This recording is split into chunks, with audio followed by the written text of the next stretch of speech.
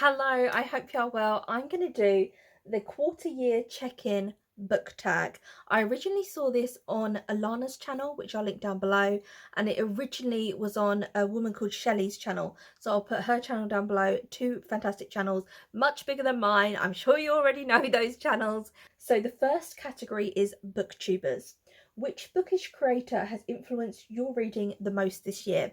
I would say Alana, because when I was looking at the Booker International Prize, I saw a book and it had a blue cover, and I just drew my eyes to it because Alana has reviewed other books from this publisher and they always just have this plain blue cover, and she has liked books from this publisher, and I haven't read Perfection yet, but it made me buy it, so she definitely influenced me to buy something from that publisher.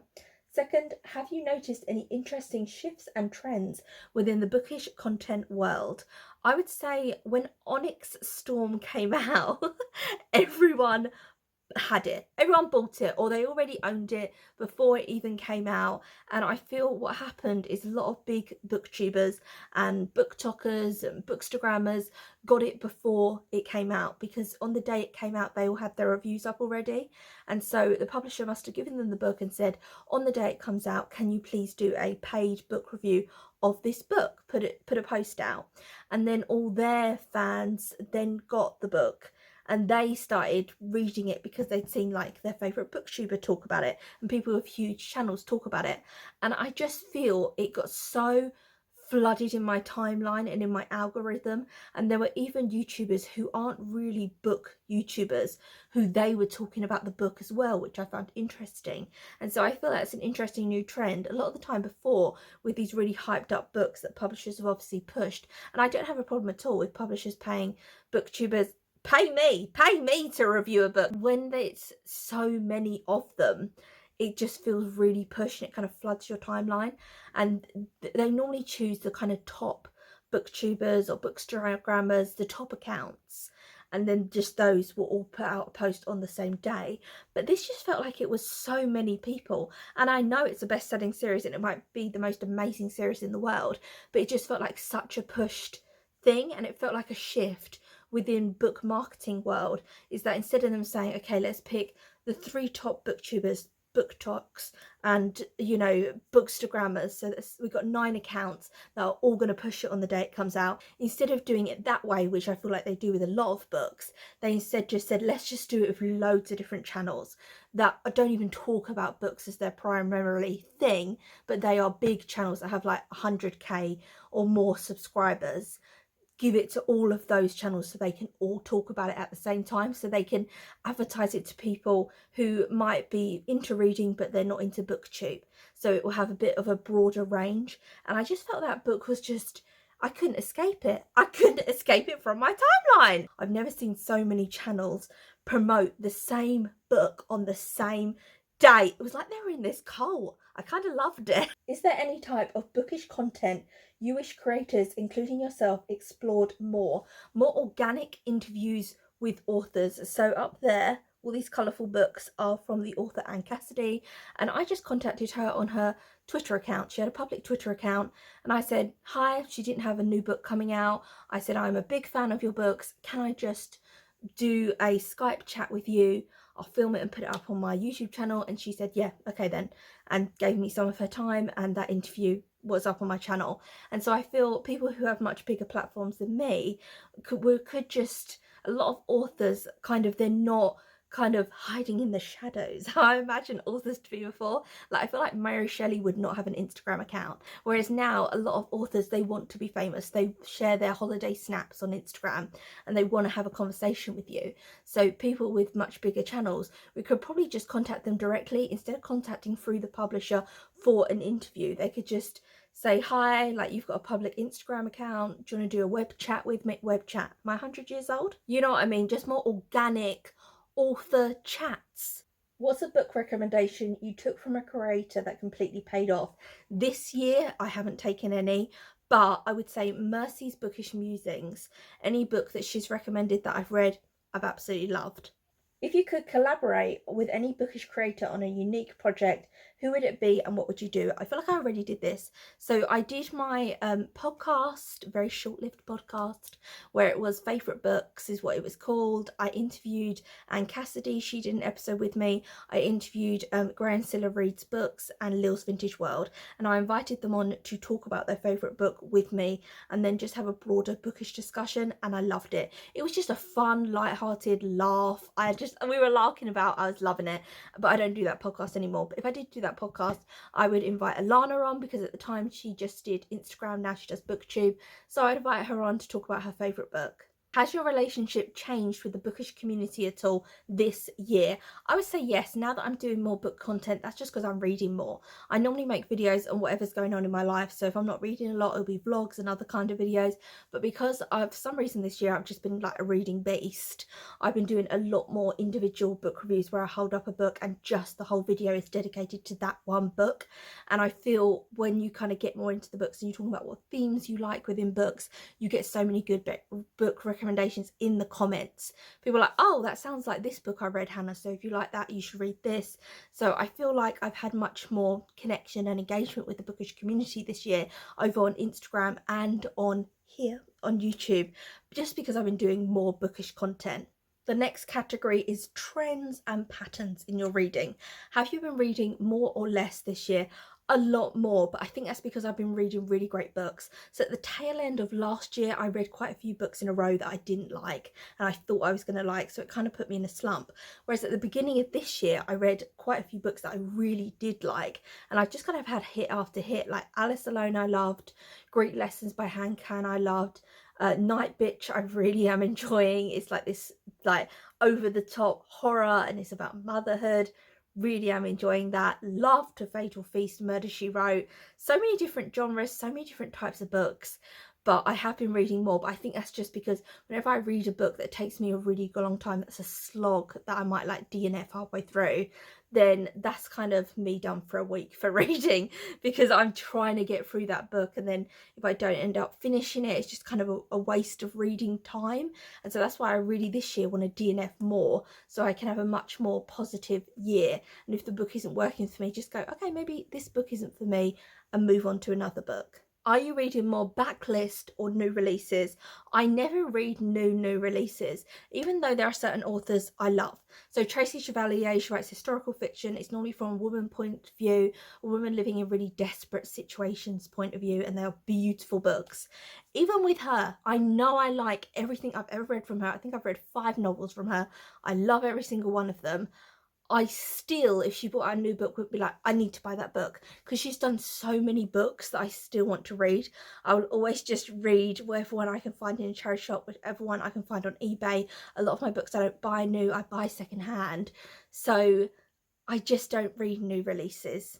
Have you been reading books you already own, or are you still picking up from library borrowed books? Always books I already own, or books that I'm buying new but they're not new releases. So I don't really use the library much. Do you remember when I lived in Birmingham? The library was everything to me. They had such a great selection of books. And then when I moved to Bristol, again, the library was everything to me. Do you remember? I'll put it up if I can find it. It was like a book all about Gothic art and architecture. It was such an interesting book. I put it in different reading vlogs. I really loved that.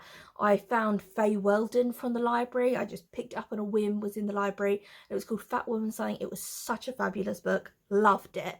And I feel like I've picked up great graphic novels like Clown World, no, Ghost World is it called, by Daniel Clothes. So many great library finds I've had that have gone on to become my favourite books. But the library here, I live in like a village, I've moved to the countryside, and the library here is very small. It's not open every day, but I feel like I would like to use it more for books for my son, picture books, just finding new like hidden gem picture books that maybe I haven't seen before in charity shops and stuff. So I definitely want to start using it more. I never borrow books from anyone because I am such a slow reader, and it's my nightmare as well that if I was to borrow a book from someone and they're like, this is my favourite book, Hannah, you've got to read it, it's incredible, that I would read it and hate it, and then like give it back to them and be like, yeah, it was great, and then I just no, I never borrow books from anyone, because it would also take forever to get through it, because you know how slow a reader I am. so I don't really borrow from people, but I would definitely like to use the library a lot more this year. What is the longest and shortest book you've read so far this year?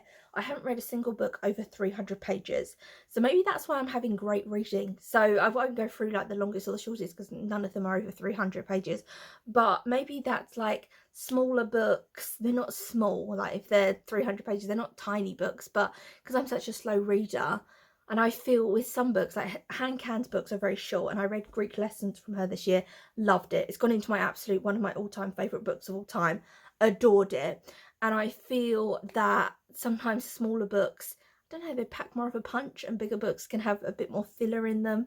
And I don't really love the filler element. Greek Lessons is told from two people's perspectives, a teacher who is slowly going blind and a woman who has gone mute and had lost custody of her son, but she's not mute for medical reasons, it's for psychological reasons. She doesn't know why she stopped talking. Anne also wrote The Vegetarian, about a woman who decides to be a vegetarian. I read that, loved it, and it's not really about it's not about that, it's about her family and her family's control in her life. Oh, both fabulous books, both very small books, but absolutely fabulous. Have you read anything completely outside of your comfort zone? I've read murder mystery, contemporary thrillers, literary fiction, about a book about a woman who has a baby and then physically turns into a dog. Like, I'm always reading mad stuff. I don't really have a comfort zone or a genre.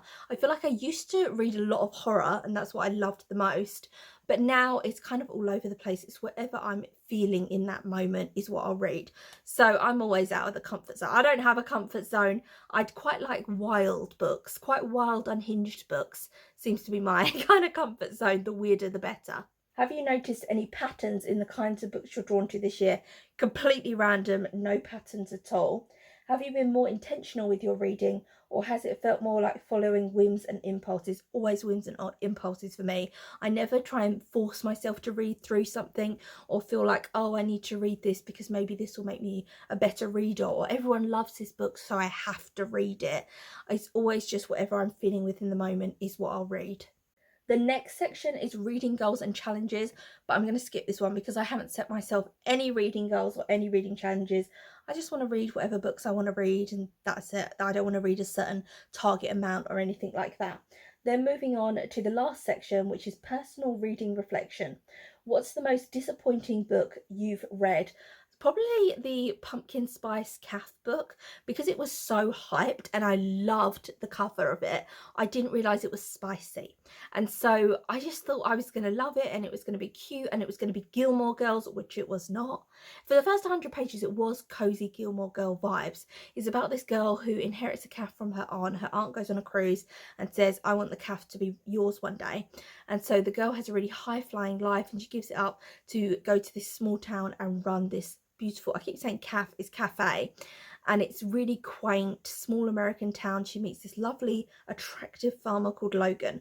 First 100 pages, lovely, sweet. There's also a bit of a mystery that something's going on in the back alley and someone's making noise or vandalism and she can't quite work it out if someone's trying to drive her out of town. So there's this other story. So romance with Logan that's kind of blossoming nicely, and then there's this stuff going on at the back of the shop because she lives above it that she's thinking, is someone trying to run me out of town? And then she's going from a high-flying job, professional career, to a much slower pace of life in this small town running this cafe, and she's loving it, but it has its challenges as well. And then it just went straight porn and I was like, ew. Which book surprised you the most in a good or bad way? All the books that I picked up I thought I was going to love. I'll be honest, actually. Every book that I picked up recently, I've gone, I'm going to love this. This is going to be great. Positive vibes. I haven't picked up a book and thought, I'm not sure about this. But there is some I've just hated. So Pumpkin Spice Cafe, sorry. The Other Mothers, oh no. Just Between Us, no. I thought I was going to love them. And they have such good book reviews online. And the other two are kind of contemporary thrillers. It will be like a woman talking to another woman, normally who's a mother who she's met at baby group, and something being revealed or some kind of mystery that needs to be solved. I just did not connect with them at all. I did not like them at all. So yeah, surprised that they were bad, because I really, every book I've gone in with positive vibes. I don't really pick up a book and go, I think I'm not going to like this, or I'm not sure about it, but I'm going to force myself to read it because I think I'll get something from it. I'm just very much like, I just read what I think I'm going to like and just hope for the best. Have you discovered any new favourite authors? I've discovered a re-love for an author that I loved. So I read The Vegetarian by Han Can years ago, and then I never read anything else from her. And then this year I read Greek Lessons, and it reminded me how much I loved Han Can's books. But other books that I have liked, it's so interesting, isn't it? Because to be a favourite author, I feel like it has to be something that you need the next book from this author. You need to just find any other book. And I really felt that, you know, Mary Higgins Clark, E.M. Forster, let me look at my shelf, Agatha Christie, Tracy Chevalier, Alice Walker, Jodi Picoult, Toni Morrison, like all these authors, which are quite varied genres. I have read one of their books and gone, I need to read the next. So that's why on my shelf I have like 5 books from the same author, 5 books from each of those ladies, because I just needed to read whatever they're bringing out next. Arthur Miller, like there's just certain people. But there are books that I have enjoyed, but I don't feel a great passion to read anything else from that author. So Night Bitch, I've nearly finished it. I'm really enjoying it. It's about the woman who has a baby and then she thinks she's physically turning into a dog. A really like great horror, really gory. I'm not inspired to read anything else from the author, but I have really enjoyed it. So I don't know why. It's just like, it's something that's indescribable when you just connect with an author's work and you're like, I need the next book. Do you know what I mean? Sometimes you can go, I really loved Alice Alone. I did. I thought it was a fabulous book. Do I want to read anything else from that author? She's published 15 other books. I'm reading the synopsis of a lot of the other books. No, they're not really similar to Alice Alone, and I'm not sure I want to read the other books. So I don't think I have found another favourite author this year so far. Have you DNF'd any books? If so, why? Oh my god, yes, that Marsh World. So I got this book, it was a complete whim, and I got it from a charity shop, and I didn't really read what it was about, and then I got it home and was like, oh gosh. It was told from the point of view of a weasel. So there's a weasel. He's called Kine. There then is a she weasel. He's kind of a villain, and she wants to like take over. She's a mink. She's not a weasel. Sorry, she's not a weasel. So this mink is going to come in and just kill everyone who's living in this marsh. So it's told, there's like a human perspective in it from this man who's a poacher and he's very sick and this girl's looking after him. And then it's told from Kine's perspective, he's a weasel in love. And the romance begins. And then it's this she mink. She's coming to kill all the animals. She's on her way. And I was like, this book is mad. Does anyone want to buddy read it with me? So Monica put her Instagram down below. She said, yeah, I'll buddy read it with you. So she read it and I didn't finish reading it because I just didn't get into it. Like at the first bit I did really like it, and then I just couldn't. It was quite a long book and I just couldn't carry on reading it. So she was like, oh, I finished it, you know, have you finished it? And I hadn't, because I just couldn't get into it. And her and I both had the same kind of opinions on it. It's a series, we're not going to read on with the series, the saga, it's called a saga. I just had to DNF it. I thought there was so much filler, and at the beginning I loved the marsh, how it was all described, but I felt like they just kept describing the marsh again and again and again. I was like, I get it, I've got the landscape. The first 100 pages are really just a description of this marsh, which is beautiful, and all the different animals that live there, and they all talk to each other and what they're chatting about. But after that I just couldn't get into it, so I just had to let it go. Which book has resonated with you the most this year and why? I would say I haven't really resonated with any books, to be honest. I think because my reading choices are so all over the place. Like, you know, The Murder She Wrote is in Cabot Cove. She's solving a murder over Thanksgiving. I can't really relate to that. And then the one where a woman has a baby and turns physically into like a dog and a wolf. Can't really get into that. And then The Pumpkin Spice, I couldn't. And yeah, there's not a book that really resonated with me. It's books that I loved. The favourite book of the year so far is Greek Lessons by Han Can, but there's not a book that really personally resonated with me. I think also a little side note is that when I became a mum, probably thought that a lot of books that are told from like the perspective of a mum that I would really relate to and would resonate to me in my life. but they really haven't. And I feel like a lot of books that authors write about motherhood, so The Other Mothers, Just Between Us, and I don't just read books about motherhood, I've just been on a little bit of like a spate of it at the moment. Night Bitch, like maybe I'm just not cut out for books that are from the point of view of mothers, because for some reason authors always write them from the perspective of a woman who kind of resents her child, and so she's had this great career before, she's then now a stay-at-home mum, but she kind of resents the child because she wants her own life back. And about this, the modern woman, the kind of pull between you've worked really hard for your career and you love your career, but you give it up for your child, and you love your child but you kind of resent that child and you want a bit of that career back. And me personally, I've never had a career, I've never had a job that I've really liked, I've never really been driven to go and do something, so I can't relate to that. So if I had something I'd studied towards and I'd worked my way up and I loved my career, then that would obviously resonate with me, all those kind of books. And maybe it's because authors themselves probably know from quite a young age they want to be an author, so when they themselves become mothers, they have this conflict within them that I want to find time to write, but I want to spend time with my child, and I want to have my freedom of being able to write and be creative, but I do have responsibilities of a child who immediately needs me like a young child. And so they know that conflict so well that they write it in the books as if it's every woman's kind of conflict. But I think a lot of women, like, maybe we just haven't had jobs that we love. I don't know, maybe it's just me, but I've never had like a career or a job or something that I'm like, I really want to go to work, I love this is my passion. And so I just can't relate to those kind of books. So that's just kind of a side note about motherhood books. So maybe I will never read another book from the point of view of like motherhood. Which book challenged your perspective or made you think differently about something? I would say the books that are about motherhood, especially Night Bitch, because I am a stay-at-home mum and Dom works, and so she's quite resentful towards her husband for getting out the house and working. And I was thinking, should I feel resentful? And then certain things that she was talking about in the book, I was like, oh, that's kind of like me and Dom and our like pattern that we're into. Should I be kind of upset about that? I don't know. I don't feel like I am upset about it. And then you have to kind of think, well, I'm not, even though this other person is in a very similar situation to me and it's really irritating to them and they absolutely hate it and they have their reasons, valid reasons for why they don't like that. You can be in the exact same situation as them and actually quite like those things that they don't like, or, you know, they're actual things that you want. And so it hasn't changed my perspective, but it just kind of challenges your perspective. What's that saying? It's like, don't absorb, observe. So instead of reading a book and absorbing everything as like fact, and this is the right way to think, and so you should think this way and absorb it, like you can just observe things and be like, okay, that might be the majority viewpoint on that. That might be most women's perspective on that. That's fine, but it's just not mine. I'm just observing someone else's kind of reality and world within it. But also, I don't want to sound judgy.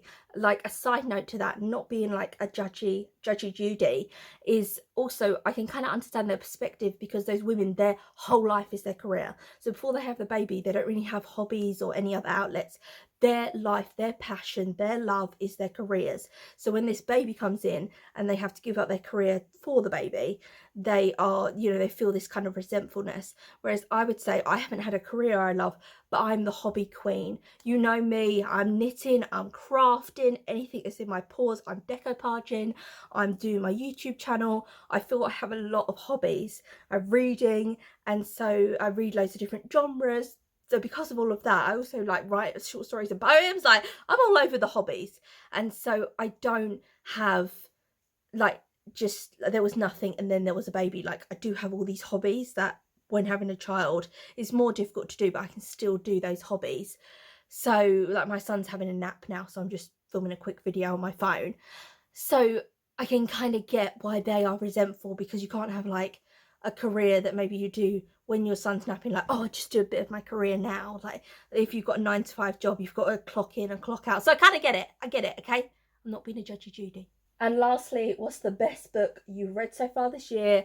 Han Can, Greek Lessons. Before that, it was Alice Alone. I loved Alice Alone. It's about a woman who, her children fly the nest, and she's kind of thinking, I'm not in love with my husband anymore, and it's her coming to terms with that and what she's going to do about that. It's not really about her children that much. There are reflections of motherhood within it, but it is really about like, I'm in this loveless marriage, what am I going to do going forward now that my adult children are off living their lives. But now Greek lessons, I just loved it so much. I can't wait to read another hand-canned book. So I'm going to end this video here. I'm not going to tag anyone. If you want to do it, do it. I think there's so many fantastic questions. It's really an in-depth tag, which I really like. So I'm going to end this video here. I have 50 million videos on the channel, so feel free to subscribe. I do YouTube shorts almost every day. So if you go on the shorts tab on my channel, there'll be a video there every day. And then I have loads of long form videos, vlogs, loads of stuff on the channel as well. So I'm going to end it here, and I will see you again soon for another video.